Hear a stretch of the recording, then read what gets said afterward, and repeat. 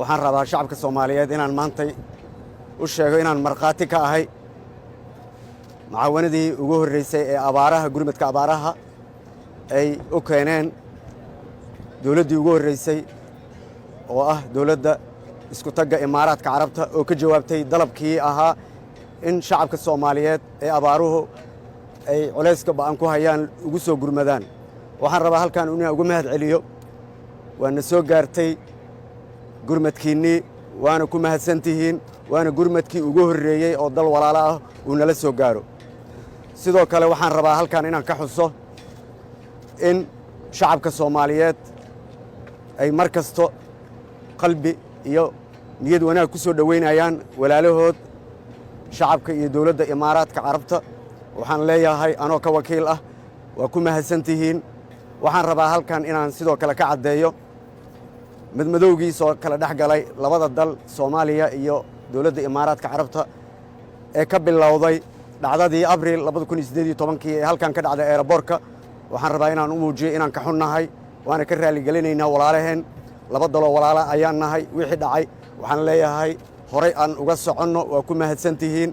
waxaan rabaa sidoo kale inaan u cadeeyo dawladda aan walaalaha nahay ee Imaaraadka Carabta inaan u hayno lacagtoodii xilligaas laga qabtay waxaan u sheegayaa ka xukuumad ahaan inaan diyaar u nahay inay qaadan karaan xilli kasto oo ay diyaar u yihiin waana soo dhaweynaynaa wixii dhacayna waa idinka raali gelinaynaa bog cusub aan bilowno sidoo kale dawladda Imaaraadka waxaan u sheegayaa iyo shacabkeeda in aan bilowno siday haddaba u bilaabeen bog cusub oo walaaltanimo saaxiibtanimo ah oo uu ugu horeeyay uu culeyskeeda uu bilaabay Sheekh Saayid bin Sultan Al Nahyan Allah naxariistii janno siiyo oo ahaa aabihii furay ee Imaaraadka ee xiriirka weyn la lahaa Soomaaliya marka waxaan leeyahay soo dhawaada mar kale sidoo kale waxaan leeyahay shacabka Soomaaliyeed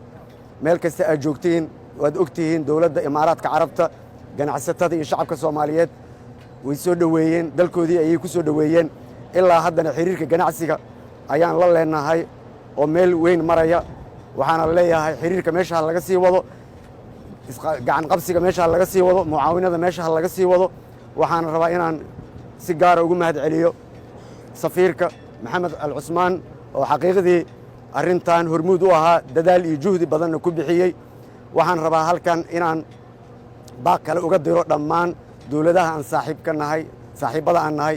inay soo kordhiyaan mucaawinadii maadaama lagu jiro xilli abaar ah dalkana uu ku jiro xilli jiilaal ah dawladda Imaaraadka way noo bilowday sida walaalaheen Imaaraadka Carabta noogu soo gurmada waxaan kaloo leeyahay dalka xilli adag ku jira xilli abaar ku jira doorashadina waa lagu jira waxaan leenahay doorashaha violent iyo dib iyo carqalad iyo dagaalna ma doonayno shacabka Soomaaliyeed waxaan leeyahay doorashaha loo diyaar garoobo kuwa waxa xun ku fikirayana waxaan leeyahay ka waantooba doorashaha la aado violentna mar nabad ayaan rabnaa